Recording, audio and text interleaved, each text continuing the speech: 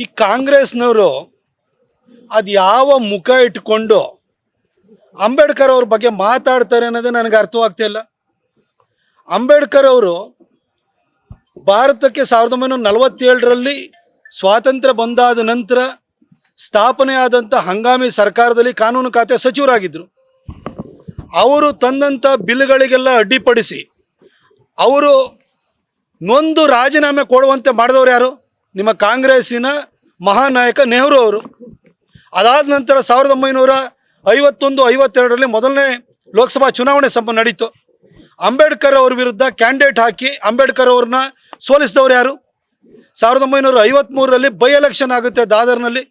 ಆ ಸಂದರ್ಭದಲ್ಲಿ ಅಂಬೇಡ್ಕರ್ ವಿರುದ್ಧ ಅಂಬೇಡ್ಕರ್ ಅವರ ಸೆಕ್ರೆಟರಿನೇ ಕ್ಯಾಂಡಿಡೇಟ್ ಮಾಡಿ ಅಂಬೇಡ್ಕರ್ ಅವ್ರನ್ನ ಸೋಲಿಸಿ ಅವಮಾನ ಮಾಡಿದಂಥವ್ರು ಯಾರು? ಇದೇ ಕಾಂಗ್ರೆಸ್ನವರು.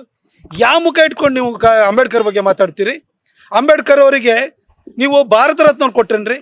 ನೆಹರು ತಮಗೆ ತಾವೇ ಕೊಟ್ಕೊಂಡ್ರು, ಇಂದಿರಾ ಗಾಂಧಿ ತಮಗೆ ತಾವೇ ಕೊಟ್ಕೊಂಡ್ರು, ರಾಜೀವ್ ಗಾಂಧಿ ಕೊಟ್ಕೊಂಡ್ರಿ. ಅಂಬೇಡ್ಕರ್ ಅವರಿಗೆ ಭಾರತ ರತ್ನ ಕೊಟ್ಟಿದ್ದು ಭಾರತೀಯ ಜನತಾ ಪಕ್ಷದ ಬೆಂಬಲಿತ ಯುನೈಟೆಡ್ ಫ್ರಂಟ್ ಸರ್ಕಾರ. ಅಂಬೇಡ್ಕರ್ ಅವರ ಭಾವಚಿತ್ರವನ್ನು ಪಾರ್ಲಿಮೆಂಟ್ ಸೆಂಟ್ರಲ್ ಹಾಕಿದ್ದು ಕೂಡ BJP ಸರ್ಕಾರ ಬಂದಾದ ನಂತರ.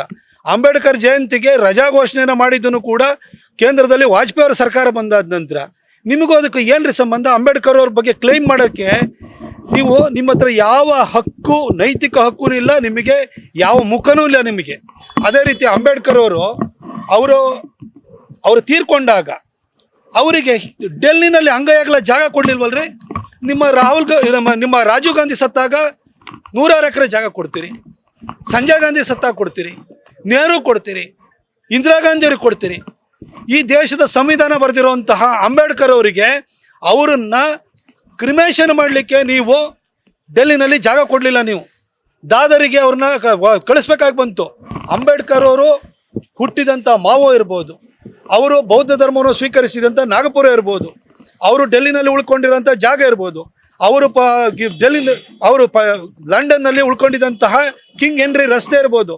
ಇವೆಲ್ಲ ಕಡೆನೂ ಕೂಡ ಅಂಬೇಡ್ಕರ್ ಅವ್ರನ್ನ ಪಂಚಪೀಠ ಅಂತ ಮಾಡಿಬಿಟ್ಟು ಅಂಬೇಡ್ಕರ್ ಅವರು ಎಲ್ಲೆಲ್ಲಿ ಉಳ್ಕೊಂಡ್ರು, ಎಲ್ಲೆಲ್ಲಿ ಬದುಕಿದ್ರು ಆ ಜಾಗಗಳನ್ನು ಪುಣ್ಯಕ್ಷೇತ್ರಗಳಾಗಿ ಪರಿವರ್ತನೆ ಮಾಡಿರುವಂಥದ್ದು ನಮ್ಮ ಹೆಮ್ಮೆಯ ಪ್ರಧಾನಿ ನರೇಂದ್ರ ಮೋದಿಜಿಯವರು.